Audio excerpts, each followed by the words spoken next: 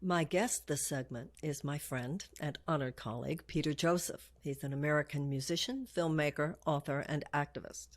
In 2009, he founded the Zeitgeist movement, a global, nonprofit sustainability advocacy group, and has been on the advisory board and steering committee for Project Peace on Earth since 2013. He's also the creator of the Culture in Decline web series, and his newest book is called The New Human Rights Movement. Peter, thank you so much. I'm so glad that you're here. I appreciate it. Thank you, Marianne. I appreciate you having me. You know, Peter, when the Zeitgeist films came out, it was a huge moment. It sort of brought together information and feelings that so many people were having, but we weren't quite naming yet. It was a profound cultural explosion when those films came out. Now, in many ways, the culture seems to have caught up with you, and a large part of the conversation that you were having with the Zeitgeist films is now part of mainstream dialogue. And a lot of that has to do with the fact that we have an economic system that clearly is not working for the majority of people, both here in the United States and around the world. So once again, you having been in this conversation for so long, what was the first sign in your life that something was deeply askew with America's economic system and that we needed to be having a very different conversation? I think that would probably go back to my childhood, having grown up with my parents as civil servants, particularly my mother working in child protective services in deep rural North Carolina, which is subject, as you might imagine, to great deprivation and then great trauma and abuse, particularly in families and generations of child abuse and things of that nature. And I was in that, there's a peripheral kind of a sensation there. Obviously, as a young kid, I'm not thinking about changing the world, but I was around that subject matter, and it kind of stuck inside my craw and the back of my subconscious as I grew older and went through the general kind of narcissism through your teenage and 20s. And then I sort of just had this kind of awakening, I suppose you could call it that, when I produced the very first Zeitgeist film, which was never supposed to be released. It was actually a performance piece that was done simply for my own amusement, so to speak, or I should say catharsis, in my own kind of subconscious frustration, which is where I allocated. At that time, I was working in Wall Street-related things and in an advertising agency, two of, as far as I'm concerned, the most useless institutions on the face of the earth. But that's for another conversation. So no, it's not. It's very much for this conversation, but go on. Well, so I not to jump too far ahead, but I attribute a lot of my social activism and drive to my mother's work because as I reflected on what she did for a living for 20, 30 years, I realized just how important the economy actually was. You really can't stop the generations of child abuse and then the neurotic problems that happen with people as they age unless you stop the vast inequality that, as far as I'm concerned, and we can get into, is built into the structure of capitalism, if you want to call it that, though I think we could use other words for it. And again, we can expand upon that. So inequality and deprivation and poverty all intermix to create a very, very toxic environment. And I think that, to shortly answer the question, is sort of where it all began. So you began to realize, and first of all, when you say that you weren't even planning on releasing the film, it was just a performance art piece of your own. You must have been so blown away when this moment came when it's all any of us could talk about. That must have been really mind-blowing for you, yes? Well, yeah, kind of strange serendipity. I never intended to pursue any kind of social work in my life. It kind of happened, and I realized that there was an audience for this kind of subject matter and this kind of thinking, and it kind of took on a life of its own. I feel like I've been pushed in what I've been doing. I don't sit around and think about what my next step is. I just kind of listen to my environment, and over the past 10 years, I've just sort of been guided for better or for worse. I have to admit, it can be very stressful. You're getting thousands of emails and people that are trying to figure out what to do for the future. And obviously we are in a deeply critical period in terms of environmental sustainability and social sustainability by extension. The exponential increase in socioeconomic inequality in concert with the ecological decline is one of the most unprecedented problems we face in synergy of the entire human species. We have never in the history of our adaptations experienced a decline in our access to resources in the sense of loss of biodiversity, resource overshoot. This is the first in the history of our entire species, and we don't know what to do. And back to my core kind of thesis at this point as an activist, until we have system level change, until we see the economy change, we're not going to be able to rectify the vast majority of the problems that keep mounting. So you began to realize that it wasn't just a matter of a person having economic difficulties over here and a person having economic difficulties over there. You began to realize it was a systemic problem built into the economics that we were practicing as a society. You realized that millions of people were trapped within this system, and you basically foresaw some of the more devastating results of the decline that would occur because this has been going on for so many decades. One of the things that you said just now is that you think there could be a better word for it than capitalism. And I'm curious about your saying that, because I do think there's a simplistic conversation going on, and we need to go much deeper and far more nuanced. Yes. Some people say we just got to end capitalism. Well, it's not quite that simple. So I'd love for you to lay out for us, first of all, your issues with that particular word. What is the actual problem? Is that the best word to use? And what's possible now? Is radical transformation possible? And much along the line of what you were just saying, is it possible in time? Okay. So the issue of the term capitalism is there's fundamentally two problems. One of it's rooted in language, hence the semantic problem, because you'll find if you walk down the street and ask everybody what capitalism is, you're going to get many different definitions. It's sort of like a building, a structure. You look at it from different angles and people have different interpretations of it. I'd like to tell a little story about that because it helps frame the way to think about this. 12,000 years ago, we evolved from hunter-gatherer societies that had no agricultural ability. They lived in complete harmony with nature because they could not affect nature.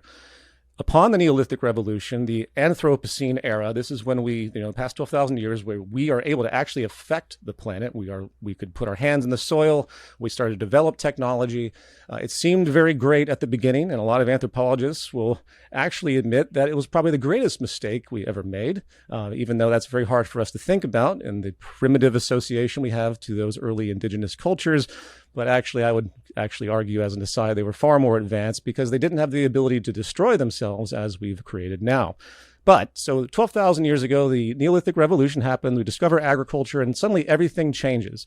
Suddenly you have settled societies. Suddenly you have pockets of societies in a very unbalanced world. Some societies are near water. Some are near desert regions.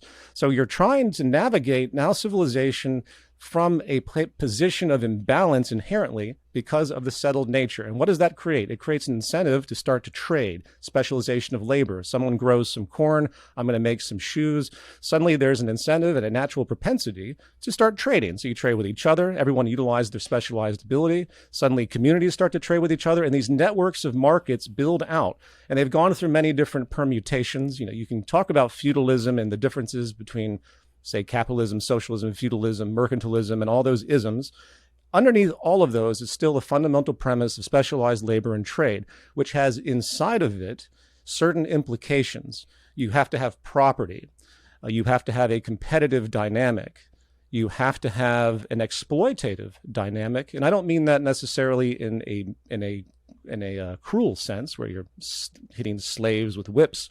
The entire premise of market behavior is based upon some form of advantage through exploitation. It's one of the most fundamental principles that seems to be misunderstood because it's not about a value system, it's just what you do. If I'm going to hire someone to work for me and I'm on a serious budget, I'm not going to hire the person that I have to pay the most money to if I can find someone equivalent that has some degree of deficiency and I can pay them less. We hate to admit that, but that is the fundamental gaming mentality of the system we've created. So property, dominance, exploitation, competition. This is what I call in my book the root socioeconomic orientation of our society, which was born out of the Neolithic Revolution and is carried forward with us to this day.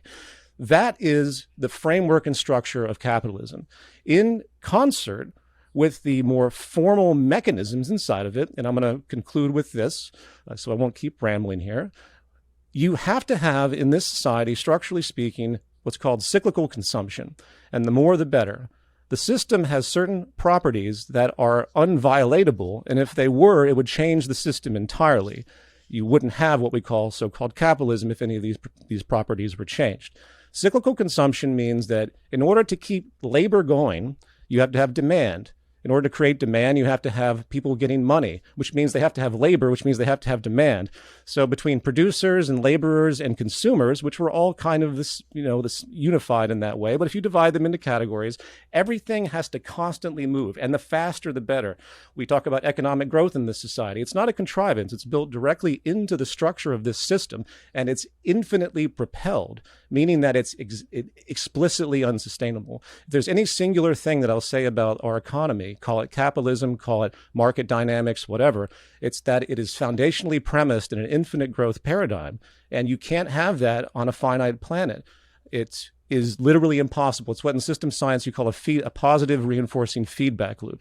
And a positive reinforcing feedback loop always self-destructs. And since the 12,000 years, since the rise of technology, since population growth, and population growth isn't explicitly the problem, mind you. I'm not saying that we have to decrease population. That's actually the lowest of our priorities. It's the structural incentive that's the problem. We have come to this point of high technology, and we are right on the edge of complete catastrophe through ecological decline, socioeconomic inequality, and the development of destructive technology that we have no wisdom to control. The nuclear weapon was bad enough. Wait until artificial intelligence enters into the military establishment. And all of the other nanotechnology and extremely complex science that we've developed that we are not smart enough to understand and control. It's the wrong direction in terms of our wisdom because of all of this negativity, specifically the competitive nature of the planet as it is. So I'll stop right there. I hope that clarifies. You talk about the market and you talk about the state. But there's a third aspect there, which I think is very key to what went wrong and very key to what we need in order to make things right, and that is human ethics. Mm-hmm. Adam Smith himself said there cannot be a free market system outside an ethical context. He himself said you can only do this in the context of human ethics. And even Milton Friedman said we're going to need a UBI for this to work. Otherwise, it would be a cruel system. So the fact that some people took the free market ethos and the free market system and applied it in very selfish, exploitative ways, there are others who would argue, and I'm really one of those, that if human ethics and reverence for the planet and reverence for each other were a central factor in all this, and if not only business was dominated by that kind of consciousness, but also regulations were dominated by that kind of consciousness, then we would have a different situation here. You just said that capitalism was inherently exploitative. I think there is such a thing as conscious capitalism. I think there is such a thing as as an employer saying, I'm going to pay you more because I don't know how you'll live on that. Okay, I don't think that the free market economy, in the hands of ethical people who are living their values that are beyond economic, then perhaps something could be different. As it is, not only is something not different, but for all the reasons that you said, and also when you were talking about infinite growth taking us to where we are, part of the problem is that we define infinite growth in terms of external growth. There are other kinds of infinite growth, the growth of wisdom, the growth of human creativity, greater art, greater literature, greater depths of education. But given your bottom line, and I do agree on the bottom line, which is that we're in for an apocalyptic, dystopian future closer than we even think if we don't get on top of this right now. What would you have us do? Well, let me step back just to cover a few of those issues because I completely agree. I think we agree far more than we would ever disagree. I think in principle, in philosophical, moral, ethical principle, as the core of the axial age religions and the concept of morality puts forward in terms of trying to do unto others and all of that positivity. We've had a deep moral foundation that has been preached to us for literally thousands of years. And I guess the question first is, why hasn't that taken more root than it has already? And I simultaneously agree in principle broadly that if people did have an ethical sensibility in the deepest sense and were able to fight against the natural tendencies of the market system and the natural incentives of capitalism, yes, you could have a society that did not did not contribute to all of this imbalance and suffering and, brutality and exploitation through competition, dominance, and so forth. That is a theory that I think is best proven by the heroes of our society historically, such as the Martin Luther Kings, the Gandhis, Malcolm X's, and all of the civil rights and human rights leaders that have been out there that have preached to one degree or another the fact that we have to rise up against these forces. But that is not, unfortunately, where the average person rests in their spiritual, moral, and ethical discovery. That isn't convenient in the psychology of people because, unfortunately, the mental models that are forged by the incentives of our system are fundamentally based on a dominance, competitive, and exploitative ethic. So what you're battling against is a structure that you're trying to be morally, appropriate against. It doesn't reinforce the moral drive that's required, I think, to create the kind of sustainable consciousness that's out. It fights us. And I'll just say one more thing, because I know it looked like you wanted to say something. I think there's a necessity to have a certain humbleness with respect to the vulnerability we have as human beings in our cultural evolution, and to not see ourselves as so explicitly independent in this free will orientation. There's actually a great deal of argument to support the fact that we are so vulnerable to our conditions, to our upbringing, obviously, the culture that defines us. I mean, we ask ourselves the question, how much of you is you?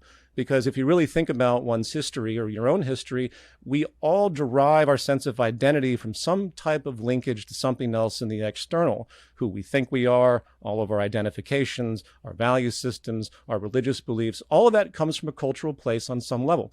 So I argue a very complicated argument, and that if we humble ourselves and realize we are throughputs, realize we are vulnerable, realize that we can't necessarily outthink in terms of what's reinforced in the system, I think it's a very big stretch to assume that we're going to have a spiritual awakening inside of a completely toxic system.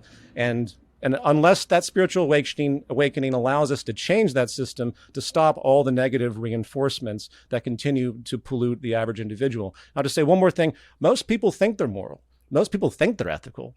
But yet they still game, and I use that word literally, we are gaming in this system. The whole system is based on a zero-sum game. And we are game against each other for the sake of advantage, for the sake of literally trying to get more for the sake of our future at the expense of others one way or another. It's so slanted in that way, and provenly so. And I mean, you see my point. I find it challenging. And now I don't disagree that we have to have this kind of awakening to change the system. And that's exactly what I promote. That's why, you need to be shaming billionaires. You need to create a new sense of connection between people, a spiritual connection that says we have to create equality. We have to create equity. We have to find a way to do this to create balance, not just because it's the right thing to do from a moral standpoint, because if we don't, it doesn't work. The fourth major principle of sustainability that we've come to realize is equity. The more imbalance we create in this society, and I'm not even referring to the ecological crisis, which will just reinforce the lack of equity, the imbalances that we've created psychologically are so catastrophic that they've led to long-term destabilizations that are going to be very, very difficult to fix the longer they go on, such as, say, the phenomenon of American mass shootings. Why is that specific to America? What is it about America that has created this bizarre, almost daily action of, 4 more people dying in a mass shooting? These are complicated subjects that I think root down to the social architecture. And we have to be vulnerable to that, as opposed to saying, oh, we can just outthink it. We just need more moral and ethical values. It all interplays, though, Marianne. I'm not contradicting what you're saying. I think there's more to it, and I think we have to have better system reinforcers to bring out the best of humanity, as opposed to what it's doing now, which I really believe is bringing out the worst of humanity. Well, you said that you think most people think that they are ethical. I don't know if it's true that most people think that they are ethical, but I think most people deep in their hearts would like to be ethical. And there is such a thing as leadership. And the lack of ethical leadership has been a primary factor in taking us to where we are. If business leadership is not ethical, if political leadership is not ethical, if the issue of ethics and human character is not included in the way we educate our children at school, in the way that we raise our children, then literally all hell breaks loose, because there's such an emotional and psychological chaos. There's a sense then that we don't owe anything to one another, the sense that we are not our brother's keeper, and therefore we become vulnerable to ideological capture by genuinely even psychotic forces, soulless forces, market forces that have no sense of human responsibility to other human beings or to animals or to the planet on which we live. But if you watch small children, we are born with a sense of yearning for one another and for fair play. I want to tell you a story about when my daughter was a really little girl. Interestingly enough, this was Arianna Huffington. Many people know Arianna. Arianna had a daughter who was exactly 1 year older than my daughter, and then there was another daughter. Arianna had another daughter exactly 1 year younger than my daughter. And one day, the children were small. They were like 4, 5, 6, 3, 4, 5, something like that. And Ariana's youngest and mine were playing some kind of a child's board game. And I was explaining to Ariana's youngest daughter, you won. But to her, that meant that my daughter lost, and it was too horrifying for her. Her brain couldn't take in the good news that she won, because I said, look, you get all these pieces or whatever. And she went, no, Emmy here. And she kept trying to give them back, because where she was in her development, the idea that she might cause loss to another person override any excitement that I was trying to train her to experience, right? And I have seen this over and over and over again. This has to do with how people are taught. This is why I feel so strongly about front-ending resources into the direction of children, particularly small children. We need to build human compassion into the synapses of our brain development. 80% of the brain develops before the age of 5. And I believe that it's not just that we need to build in those synapses of compassion. I believe we need to foster those synapses of compassion that actually are there in the brain upon birth. And what happens, and that's why enlightenment is not a learning, enlightenment is an unlearning. So people are trained to hate. People are trained into the ways of exploitation. And then it is completely fostered. It is fostered by our educational system. It is fostered by so many of our human relationships and human dynamics. So I'm not saying, it's not as simple as saying we need a spiritual awakening, but it is a recognition that the ethical element deserves a lot more than but then there's that. It is as important a force as the market. It is as important a force as the state. And when it is lacking, then what is withdrawn from the human being is any kind of human responsibility or reverence or love for each other, for the planet, at which point we are at the beginning, where we already are, of a massive decline that could lead to the extinction of the species. I think you and I would agree on that. I absolutely would, and I agree with everything you've just said. The conditioning that has occurred, that occurs in any lifespan, especially in the current structure, as I'll touch upon more so, takes that away, takes the compassion, takes the humanity. It extracts creativity as well out of children. We've regimented our educational system. It's based really about being cogs in the wheel of a system based on specialized labor and markets, a detachment, myopicness. People are very reductionist in their worldviews because we don't have a holistic sense of reality, because that's not the way we think in terms of the way we've organized society. University is a series of separate departments. It's not a unified whole, which it should be. And same goes for the way our economy is organized simultaneously.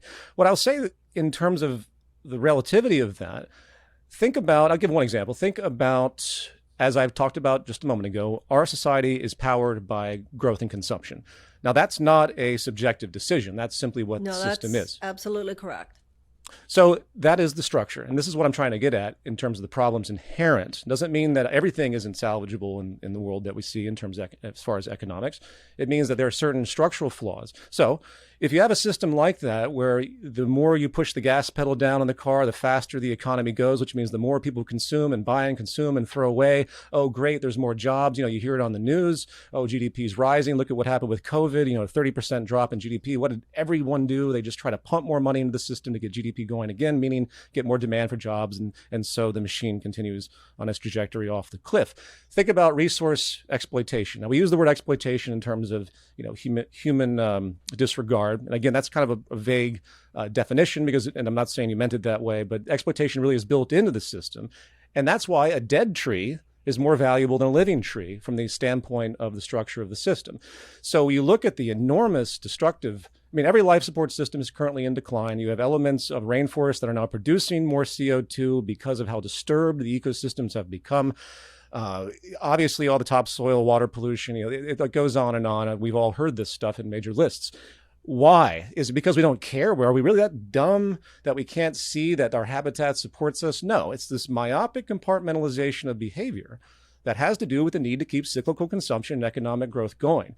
And it doesn't matter what the outcome is. Well, it matters when it's too late, because that's precisely what we're seeing. The only kind of a major dramatic shift in our economic and social behavior will likely happen, as it has historically through crises, when it's really too late.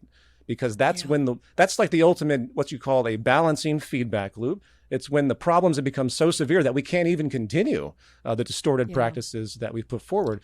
So do you see what I'm getting at? Yeah, of course. And that's how that's what I fear in the Biden administration. Even where there's some good directions, it's too little, too slow, too late. That anything that we're doing that would make things better is on a level of it doesn't even begin to have the kind of urgency that is necessary. And as you would say, and I would totally agree with you, doesn't challenge the underlying assumptions of an economic order that is bound to take us back to the same problem that we had to begin with.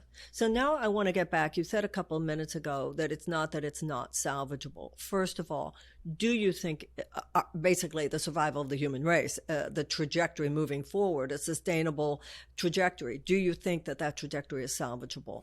Do you think what do you think needs to be done, and how do you think we can do it? Okay, well, when I say salvageable, I mean in terms of a systems view of what's happening, going not in the structure of capitalism as it's defined by, classical economists, but in terms of what the system is, which is a system of labor specialization, which is important. We have to have people specialize in certain fields to some degree. We become part of a systemic unit network to get things done and create a good standard of living. And it takes a community to do that. That is what the network of markets has achieved, at least in the abstract of it. But there are other ways to do it. So you take that basic component of our community-driven efforts to improve life and keep things going, and then you start to break it down and realize what are the problematic attributes within what we've created.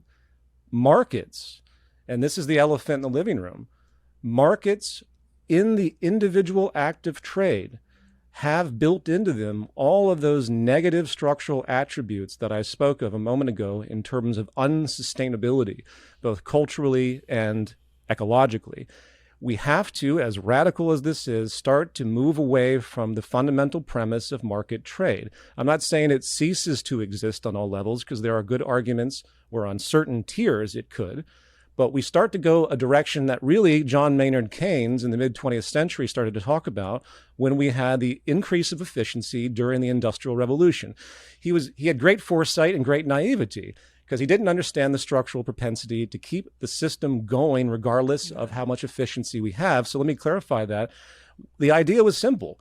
You increase efficiency, people realize a sustainable standard of living based on scientific principles, you start to reduce the work week, you increase wages, you lower costs, all in direct proportion to itself based on the kind of technological, which is true, economic efficiency.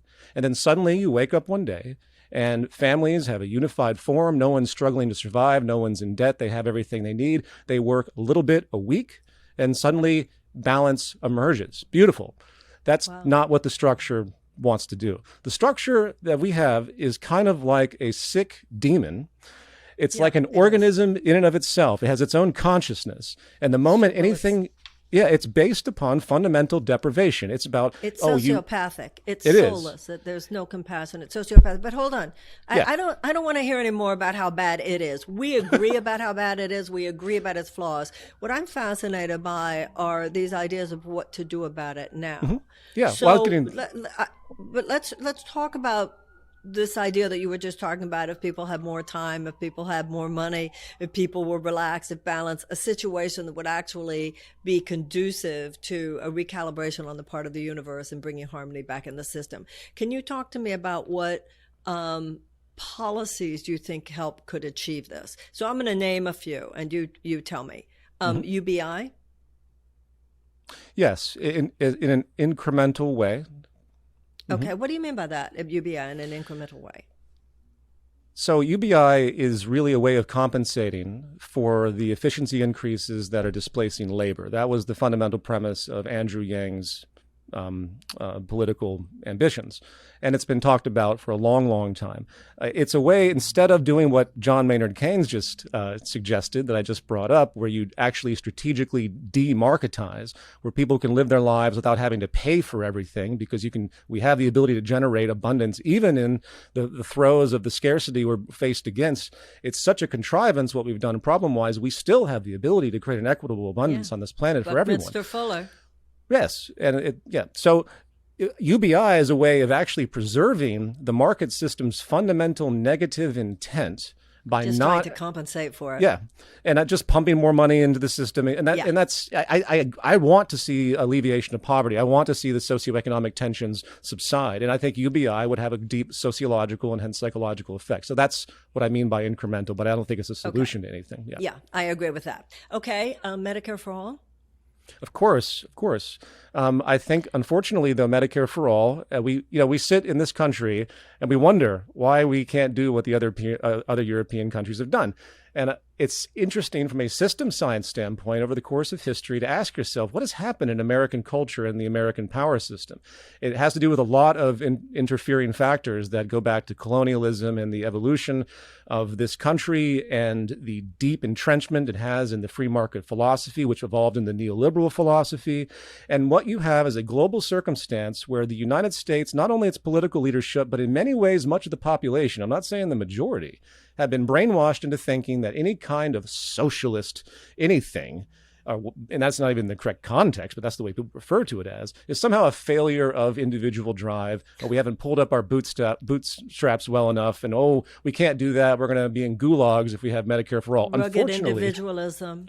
Yes, exactly. And I bring that up in terms of the global context because, Sanders, he's like very simple. It's almost boring. You want to impose the same fundamental things that we see in other countries that work. Why don't they work here? It's because there's a completely different neurotic culture and power establishment. It's a different angle of what has happened over the course of the past 100 years, especially after World War II. And I actually believe, Marianne, that you're going to have a really hard time ever getting the corporate funded government, the Congress, which is so in the back pockets of corporate America, the pharmaceutical industry, the massive medical industrial complex, to finally consent to Medicare for all, unless it serves their independent interests with the subsidies or whatever financial, kind of like the Obamacare thing. The insurance companies made out like a bandit because of how they finagled that to make it work out. So anyway, Medicare for all, obviously. Great. So let's see how it's going to happen. What you were just referring to, of course, is that health insurance companies won't allow it. Big pharmaceutical companies won't allow it. And they have almost as much of a donor base inside the Democratic Party as inside the Republican Party. So then, just asking you on a very crass political level, do you therefore see people who are standing for more progressive values, the correction and radical transformation of capitalism so that it is no longer such a such a negative force on our planet as it has become? It's been weaponized against people for the sake of a very few people. Would you work to build up the progressive element of the Democratic Party that the Democratic establishment elite is seeking to suppress? Or would you, as a person interested in politics, go more in the direction of a third party? That's a very good question. The problem with the third party is the duopoly of the left and right has become so powerful. Third party ambitions tend to be squandered. That's by force of the where the money goes in this system. I would actually probably say if you're going to use that angle, you go with the dominant institutions and you try to hijack them ultimately, ideally through progressives that come in to say the Democratic Party. But I have to admit, just broadly speaking, that I stand back from this as a kind of system science, in my system science lens, when you look at the Republicans and Democrats, and this isn't speaking of you, of course, it's speaking of the general establishment as it existed, because you are an outlier, and thankfully so, you really have only a conservative party. There's not a progressive party or a progressive element really within the Democratic establishment. They all support the fundamental foundation of our system. Corporatist agenda. Yeah, and that is, unfortunately, as I said before, a structural reality. It is a social psychology built upon the dark incentives, the unfortunate incentives of what market capitalism has done to our culture and how it functions. So I step way back and I say we need a completely different approach. We don't sideline political interests and activism. I completely commend what you're doing to bring good people to the forefront, and I commend all those that have given their attempts. But there is such capture of the government by business, and necessarily so, meaning it's the government of our society is literally an outcome of the economic structure.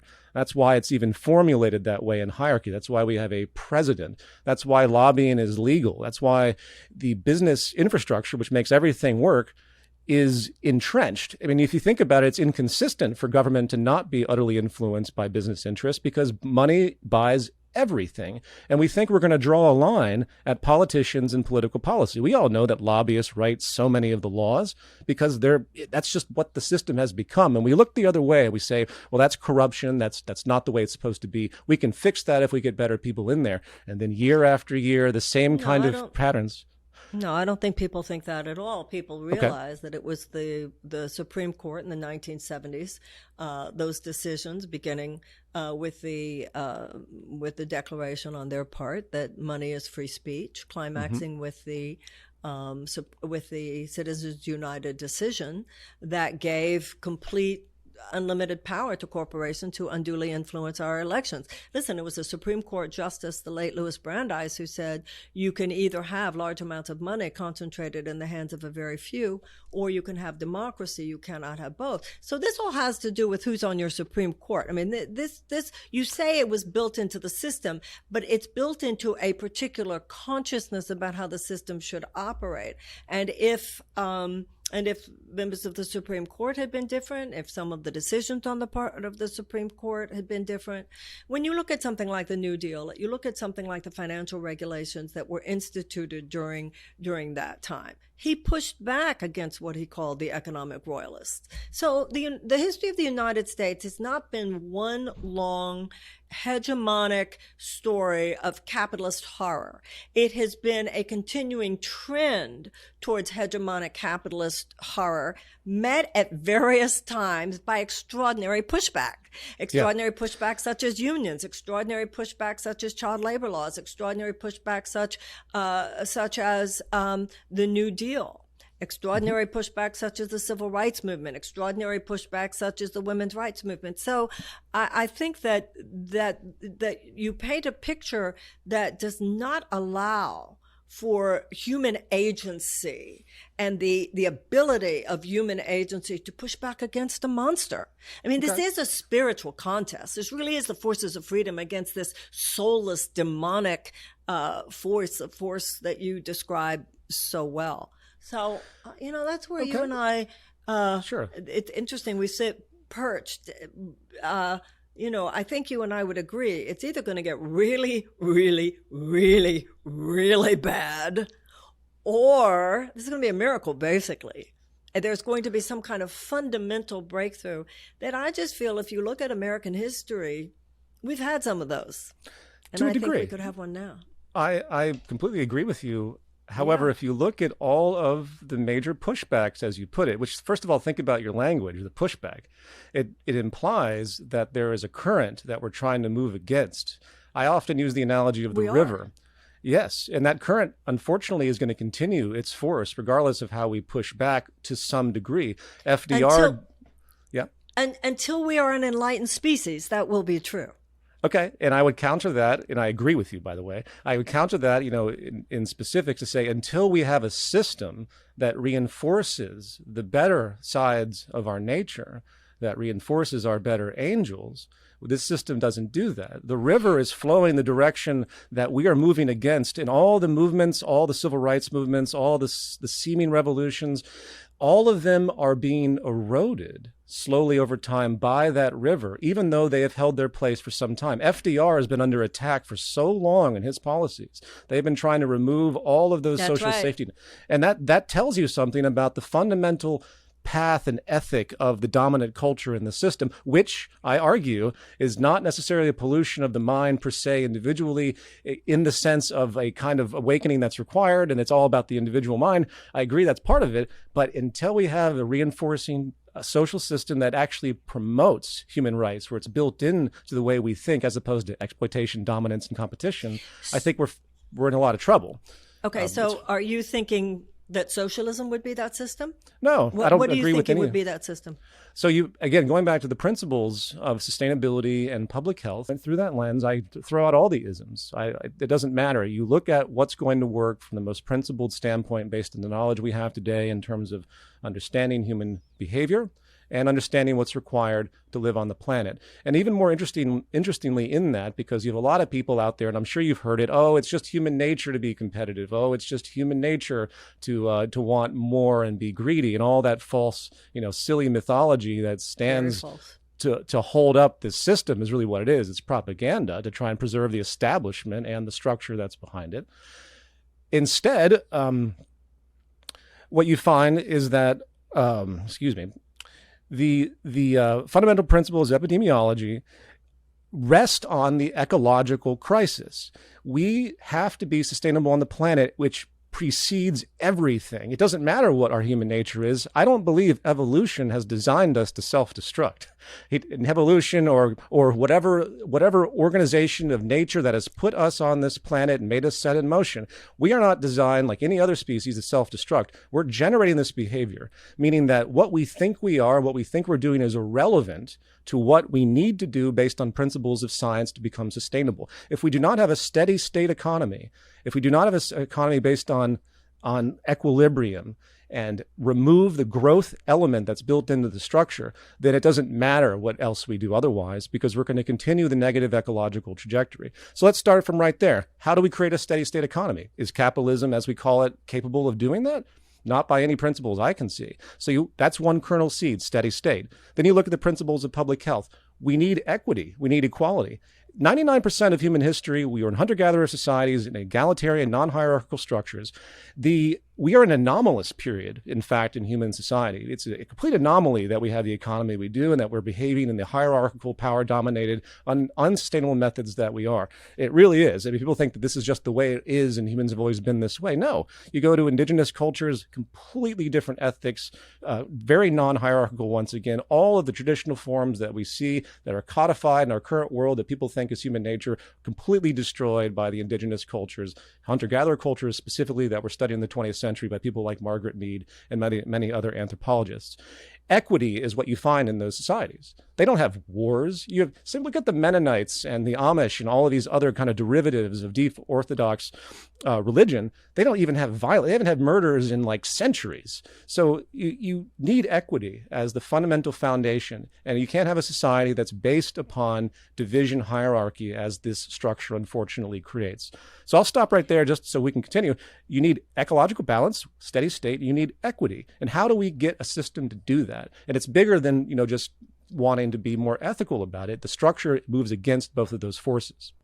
So in our country, we have personal freedom to the point of personal license, but the at the expense of equity, at the expense of an economic system that allows for the kind of equity that you say. To me, what the American system does, the American system of government as it was initially instituted, is that it leaves it to free will. It leaves us to us. That's why, as long as our democracy itself is so unduly influenced and at this point practically controlled by these economic forces, that's why we have such a problem. Because people don't recognize, people have been brainwashed, as you said, people have been propagandized, so that people are constantly voting against their own best interests, both economically, etc. And it all goes back to ethical leadership. And this is why, I fear, based on everything that you said, that if we don't get this right, then what we're going to have is like an environmental dictator. We are going to either have a neo-fascist dystopian era lying in front of us, or we're going to have such a moral and ethical awakening combined with such a democratic, a real pro-democracy movement in this country. It seems to me those are the only two choices, Peter. It doesn't seem to me everything that you've said, you're right. We can't continue the way we are. It is unsustainable. Right. Just to comment on your anticipation of the future, I just want to reiterate a little bit on or expand upon one structural phenomenon in terms of how we think about business. Business is a dictatorship. Business, in its formal construct, as it's practiced across the world, is a fascist institution. It has nothing to do with democracy. And so why would we expect our governments to not employ the same kind of top-down? I mean, look at Donald Trump. Donald Trump is the archetype. He is almost a child of the socioeconomic order that we have. He was subconsciously, once we started making the businessman God, once that happened, then it was almost inevitable that this gross perversion of what a businessman is would become this dictator type character that you were mentioning. But when I was growing up, Peter, the difference between now and when I was growing up was that there was a sense when I was young that the government was more powerful than the CEOs. Today, it's become inverted, and it's so clear that the CEOs dictate to the government. And that's why, once again, until we get our democracy back, that's where that emergence, the revolution, the resurrection has got to come from a sense that people, I do still agree with Thomas Jefferson that the only safe repository for power in the United States is in the hands of the people. But once again, as you said yourself, the people have been so propagandized, the people have been so brainwashed, and now those same forces in fear, because they're fearing now that the people are starting to wake up. That's why you have all these voter suppression laws and now even these voter nullification laws, because they do realize that an awakening is at hand. And yes. I want to thank you for being one of the great awakeners. I've learned so much from you. So many people have learned so much from you, Peter. And thank you. Likewise. I appreciate you having me on. Contributor. Yeah. Thank you. Anything else specific that you want to add before we close? You've been very generous with your time. Well, it's an enormous conversation. Going back just briefly to your question about what to do, this is something that's being thought about not in the realm not in the political arena, but in the social science and system science arena. I think what's going to happen to change the society is you're going to see people start to get off the grid of the market economy through community-driven but yet high-tech networking that allows a new kind of industry, a peer-to-peer industry, a move towards open source and automation and access versus property. We see kernels of this. And I talk about this towards the end of my book, The New Human Rights Movement. There is a transition plan. And as I said before, it moves away from markets as far as possible because my fundamental thesis, and I really believe it, and we can talk more about this another time, it doesn't override any of the other attempts. We have to have ethical, positive, political leadership and general leadership, whether political or not. We need forefront people to change the cultural dynamic, to start to move away from the sickness that this society and ultimately its structure, its underlying economic structure is creating. And I think there's a process to do that, which has to do with slowly demarketizing. And if anyone wants to check that out, they can read my book, The Human Rights Movement, towards the end.